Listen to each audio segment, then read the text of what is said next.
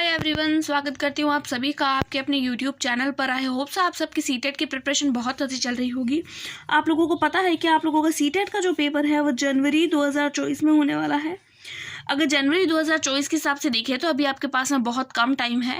तो आज की वीडियो में मैं आप लोगों के साथ में सीडीपी का एक टॉपिक डिस्कस करने वाली हूँ। सीडीपी का बहुत ही एक सिंपल ऐसा टॉपिक जिससे रिगार्डिंग पेपर 1 और पेपर 2 दोनों में बहुत ज़्यादा क्वेश्चन पूछे जाते हैं। पेपर 1 पेपर 2 दोनों में ही सीडीपी सब्जेक्ट में तो पूछे जाते हैं, उसके अलावा जो सब्जेक्ट की पैडागोजी होती है उनमें भी इस टॉपिक जो होता है वो बहुत ज़्यादा पूछा जाता है।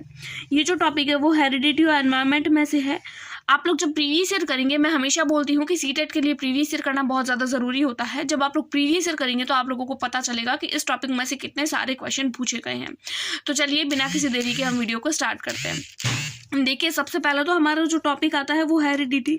जैसे कि हम लोगों को नाम से ही पता चल रहा है कि हेरिडिटी जो होता है वो आनुवंशिकता होता है, यानी कि इंग्लिश में हम इसको हेरिडिटी बोलते हैं, हिंदी में हम इसको आनुवंशिकता बोल रहे हैं। हमको ये चीज़ नाम से ही पता चल जाता है कि जब कोई भी गुण होता है, यानी कि कोई भी मनुष्य का गुण जब एक पीढ़ी से दूसरी पीढ़ी में आता है, एक पीढ़ी से दूसरी पीढ़ी में आने का मतलब है कि अगर कोई भी पेरेंट्स का गुण है तो वो उनके आने वाले बच्चों में आएगा, यानी कि आपके माता पिता के गुण वो आप में आएंगे, आपके गुण जो है वो आपके आने वाली पीढ़ी में आएंगे। जैसे कि अगर आपकी लंबाई अच्छी है तो हो सकता है आपके बच्चों की लंबाई भी अच्छी हो सकता है कि आप लोगों के सोचने समझने की क्षमता ज़्यादा हो, यानी आप इंटेलिजेंट है, तो हो सकता है आपके जो आने वाली पीढ़ी है वो भी इंटेलिजेंट हो।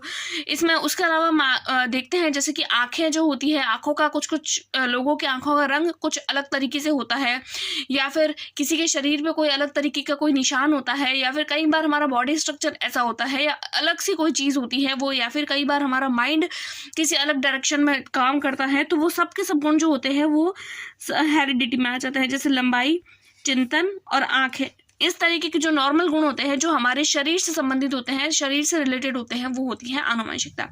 उसके बाद में हम देखते हैं एनवायरनमेंट। एनवायरनमेंट शब्द से ही पता चल रहा है, वर्ड ही है वातावरण। वातावरण का मतलब है हमारे चारों ओर का जो वातावरण होता है, चारों ओर का वातावरण, यानी कि वो सारा वातावरण जो हमारे चारों ओर घूमता रहता है, यानी जिस वातावरण में हम लोग रहते हैं।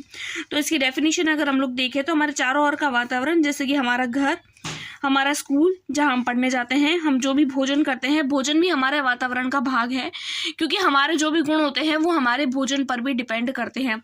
उसके अलावा हमारी फैमिली और भोजन तो मैंने बता ही दिया है। ये सारी की सारी जो चीज़ें होती हैं जो हमारे वातावरण से, इसके अलावा हमारे जो दोस्त होते हैं, हमारा पास पड़ोस होता है, जो भी हमारे पड़ोसी होते हैं, हमारे रिश्तेदार होते हैं, वो सभी के सभी चीज़ें जो होती है वो हमारे वातावरण से कनेक्टेड रहती है। तो देखिए, अब ये जो डेफिनेशंस मैंने आपको बताई है, देखिए इसमें सीटेट के पेपर में ये डेफिनेशंस नहीं पूछी जाती है, डेफिनेशन से रिगार्डिंग कुछ चीज़ें पूछी जाती है इससे रिलेटेड, इसीलिए मैंने आप लोगों को डेफिनेशन बताई है। कुछ इंपॉर्टेंट पॉइंट्स है वो अभी मैं आप लोगों को बताने वाली हूँ। तो देखिए नेक्स्ट हमारा जो पॉइंट है, तो देखिए जो वंशागति वर्ड होता है, यानी जो हेरिडिटी होती है वो स्थिर होती है। सीधा सीधा हम लोगों से एग्जाम में क्वेश्चन पूछ लिया जाता है कि निम्नलिखित में से वंशागति से रिलेटेड कौन सी चीज़ सही है या कौन सी चीज़ गलत है। तो उसमें हम लोगों को कुछ वर्ड्स दे दिए जाते हैं, अगर हम उन वर्ड्स को पढ़ लेते हैं तो हम अपने आंसर तक पहुंच जाते हैं। वंशागति स्थिर होती है। स्थिर का मतलब है कि जैसे हम लोगों ने अभी देखा है कि वंशागति जो होती है उसमें मान लीजिए लंबाई आ रही है, तो मान लीजिए कि कोई बच्चा है, उसकी लंबाई जो है वो बढ़ रही है, बढ़ती बढ़ती बढ़ती आखिर बढ़ेगी और बढ़ने के बाद में वो स्थिर हो जाएगी। एक बार जब बढ़ेगी तो बढ़ती रहेगी और बढ़ने के बाद में जब स्थिर हो जाएगी तो वो फिर से घटेगी नहीं। इसका मतलब ये है, यानी कि कोई भी चीज़ जो आप लोगों को एक बार मिल चुकी है वो वापस आपको गायब नहीं होगी, वो आपके पास रहेगी। उसके बाद में हम देखते हैं पर्यावरण। पर्यावरण परिवर्तनशील होता है, यानी कि अगर कोई भी चीज़ हमें पर्यावरण से मिल रही है, यानी हमारे आस पड़ोस से मिल रही है, तो हो सकता है आने वाले टाइम में वो चीज़ हमारे पास में नहीं हो सकता है। मान लीजिए आज आप दिल्ली में रह रहे हैं, कल आप कोलकाता में रहे, उसके बाद में आप बेंगलुरु चले जाए, आपके पहले पास पड़ोस वाले कुछ और थे, आपकी स्कूल अलग था, आपके मित्र अलग थे, आप लोगों के जो भी जान पहचान के लोग अलग थे। लेकिन जब आप किसी अलग एरिया में चले जाएंगे तो आपके रिलेटिव्स वगैरह और जो भी आपके पास पड़ोस के लोग होंगे, आपके स्कूल पीयर सब कुछ बदल जाएगा। तो इसीलिए बोला जाता है पर्यावरण परिवर्तनशील होता है। एग्जाम में सीधा सीधा क्वेश्चन पूछा जाता है कि पर्यावरण से रिगार्डिंग कौन सी बात सही है, तो हमें पता होना चाहिए कि पर्यावरण परिवर्तनशील होता है।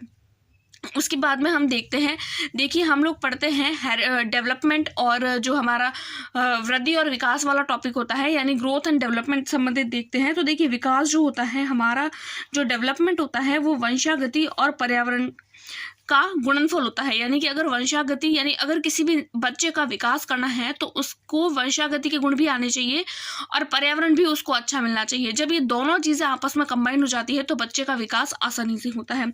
और ये बात कही किसने थी? तो ये बात जो है वो वुडवर्थ ने कही थी। बहुत बार क्वेश्चन पूछा गया है और वेरी वेरी इंपॉर्टेंट है कि विकास जो होता है वो किसका गुणनफल होता है। तो आप लोगों को 100% इस चीज़ को याद रखना है कि विकास जो होता है वो वंशागति और पर्यावरण का गुणनफल होता है। कई बार आता है, बहुत बार आता है, पेपर 1 पेपर 2 में हर बार पूछा जाता है। उसके बाद में हम लोग कुछ जो है वो मैं आप लोगों को शब्द बता रही हूँ। ये शब्द जो है वो आप लोगों के एग्जाम में सीधे सीधे पूछे जाएंगे। देखिए, एक शब्द आता है वो आता है नेचर और दूसरा शब्द होता है नर्चर। अब ये नेचर और नर्चर क्या है? देखिए, कई बार क्या होता है कि आप लोगों को हेरिडिटी और एनवायरनमेंट आप लोगों ने पढ़ा होता है, तो आप लोग इसको इसी फॉर्म में पढ़ते हैं कि हेरिडिटी है, एनवायरनमेंट है, हेरिडिटी है, एनवायरनमेंट है, एनवायरनमेंट है, हेरिडिटी है। लेकिन कई बार एग्जाम में ऑप्शन जो है उसको कुछ बदल कर अलग दे दिया जाता है। यानी कि टॉपिक तो वही होता है, हेरिडिटी और एनवायरनमेंट, लेकिन हेरिडिटी की जगह वो नेचर यानी हेरिडिटी की जगह वो नेचर शब्द का यूज़ कर लेते हैं और एनवायरनमेंट की जगह नर्चर शब्द का यूज़ कर लेते हैं। बल्कि हम लोगों ने तो हेरिडिटी और एनवायरनमेंट ही पढ़ा होता है। ये 2 वर्ड्स पढ़े होते हैं और हम लोगों को ये वर्ड एग्जाम में दे दिए जाते हैं। तो इन दोनों वर्ड्स को आप लोगों को याद रखना है। ये कोई डेफिनेशन नहीं है, नेचर और नर्चर कुछ अलग नहीं है। नेचर यानी हेरिडिटी और नर्चर यानी एनवायरनमेंट। उसके बाद में देखिए, ये बहुत ही सेलेक्टेड पॉइंट्स है और बहुत ही इंपॉर्टेंट पॉइंट है। ये इन सारे पॉइंट्स में से एक एक वर्ड इसमें इंपॉर्टेंट है, क्योंकि मैंने भी मेरे सीटेट के टाइम पे यही सारे पॉइंट्स जो है वो पढ़े थे और मेरे ही नोट्स है ये जो मैंने अपने सीटेट के टाइम पे पढ़े थे। उसके बाद में हम देखते हैं जो CDP में जो हेरिडिटी और एनवायरनमेंट में से कुछ इसके महत्वपूर्ण सिद्धांत जो हम लोगों को दिए गए थे, इसके कुछ प्रिंसिपल्स हैं हेरिडिटी से रिगार्डिंग। तो देखिए, सबसे पहला आपका जो सिद्धांत है वो है गाल्टन का सिद्धांत। गाल्टन का सिद्धांत में क्या बोला गया था? देखिए, इन सिद्धांतों में से बहुत बार क्वेश्चन पूछे जाते हैं, तो आप लोग इन सिद्धांतों को भी बहुत अच्छे से एक बार देख लीजिएगा। गाल्टन के सिद्धांत में ये बोला गया था कि जो भी बच्चे में गुण होते हैं वो पिछली पीढ़ी से यानी कि उसको अपनी दादा दादी से आते हैं। हम लोगों को पता है कि दादा दादी के गुण माता पिता में और माता पिता के गुण जो होते हैं वो आते हैं हमारे अंदर आ जाते हैं। तो और हमारे वाले जो गुण होते हैं वो आगे आने वाली पीढ़ी में आते हैं। तो यही गाल्टन ने बोला था और यही जो है वो हम लोगों को पता है ऐसा ही होता है। दादा दादी के गुण जो होते हैं वो हमारे माता पिता में और उससे अगली पीढ़ी में जो है वो गुण आगे से आगे होते रहते हैं। अब हम देख रहे हैं बीजमैन का सिद्धांत। दूसरा आपका जो सिद्धांत है वो है बीजमैन का सिद्धांत। बीजमैन के सिद्धांत में ये बोला गया था कि जब माता पिता से प्राप्त गुण बीज कोश जो कभी खत्म नहीं होते हैं, यानी कि माता पिता से जो बीज कोश होते हैं वो कभी भी खत्म नहीं होते हैं, एक पीढ़ी से दूसरी पीढ़ी में आते रहते हैं। यानी कि जो भी माता पिता के गुण हैं वो अगली पीढ़ी में आएंगे, उसके अगले वाली पीढ़ी के गुण जो है वो अगली पीढ़ी में आते रहेंगे। यानी कि देखिए, आपके माता पिता के गुण है वो आपके अंदर 50% आएंगे, आपके जो गुण है वो आपके आने वाली पीढ़ी में, उसके अलावा उसके आगे वाली पीढ़ी में। इस तरीके से आगे गुण जो है वो ट्रांसफर होते रहते हैं, जो कभी भी खत्म नहीं होते हैं। बीजमैन का सिद्धांत जो है वो बीज से रिलेटेड ही था। उसके बाद में एक बहुत इंपॉर्टेंट पॉइंट है, बहुत ही ज़्यादा बार पूछा गया है, आनुवंशिकता का जनक किसे कहा जाता है? तो देखिए, ये आप लोगों ने जनरली साइंस में भी पढ़ा होगा और आप लोगों को पेपर 1 पेपर 2 दोनों में ये चीज़ देखने को मिलेगी। आनुवंशिकता का जो जनक है वो ग्रेगर जॉन मेंडल को बोला जाता है। मटर के पौधे पर इन्होंने प्रयोग किए थे और वंशानुगति के नियम जो है यानी हेरिडिटी से रिगार्डिंग जो है वो कुछ सिद्धांत जो है, कुछ बातें हैं वो उसमें बताई गई थी। देखिए, ये जो चीज़ है ये इतनी आनुवंशिकता से लेकर ग्रेगर जॉन मेंडल से, ये आप लोगों को पेपर 1 EVS सब्जेक्ट के लिए भी हेल्प करेगी। तो आप लोग उसके लिए भी इसको अच्छे से देखिएगा।